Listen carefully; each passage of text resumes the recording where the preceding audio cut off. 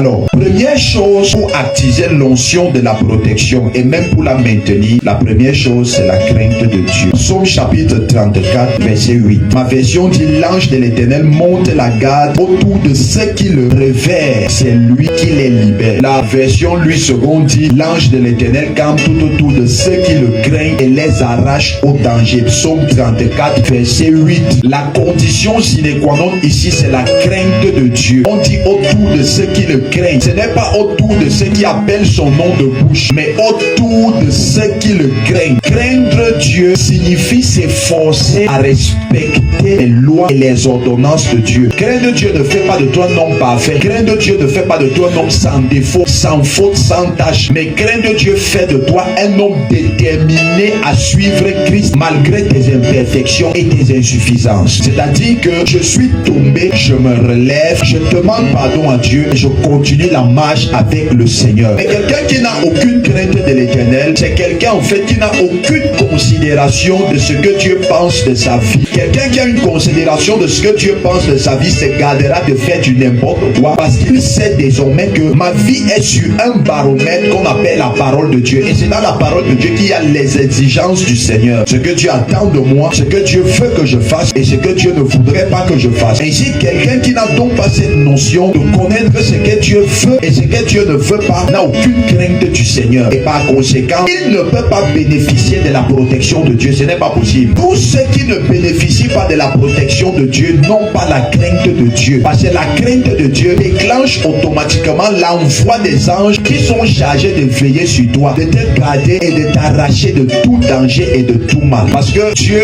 a deux formes de protection dans la vie de ses enfants. La première, ça vient de lui-même. Et la deuxième vient des anges qu'il assigne afin que ceux-ci soient autour de ceux qui le craignent et de ceux qui le servent. Ce qui signifie donc que toute personne qui n'a donc pas la crainte de Dieu est susceptible d'être mangée en cette période de décembre ici par les sorciers de sa famille. C'est-à-dire qu'ils peuvent faire les incantations, les imprécations pour voler ton âme et ils vont voler ton âme. Même si tu viens à l'église tous les jours, si la crainte de Dieu n'est pas d'activité dans ta vie, les sorciers peuvent faire des projections astrales, prendre ton âme et aller te manger dans la sorcellerie comme on mange le poulet qu'on prévoit de manger en décembre. Et retenez une chose, toi qui viens à l'église, surtout une église où on prêche la vérité, où tu as connu la vérité, tu es différent de celui du dehors. Tous ceux qui n'ont pas Christ, le diable a le pouvoir sur eux. Mais toi qui viens déjà à Christ, le diable cesse d'avoir le pouvoir sur toi et tu deviens la cible principale de Satan. Parce que étant déjà en Christ, là, tu es un danger pour Satan. Tu peux aller maintenant dehors et aller convertir ceux qui n'ont pas Christ. Et c'est toi que le diable va attaquer. Voilà pourquoi, étant déjà en Christ, tu dois respecter les armements de la marche chrétienne. Le Seigneur dit, n'emprunte pas tel chemin, tu lui obéis. Le Seigneur dit, va à gauche, tu lui obéis. Il dit, ne va pas à droite, tu lui obéis. Parce que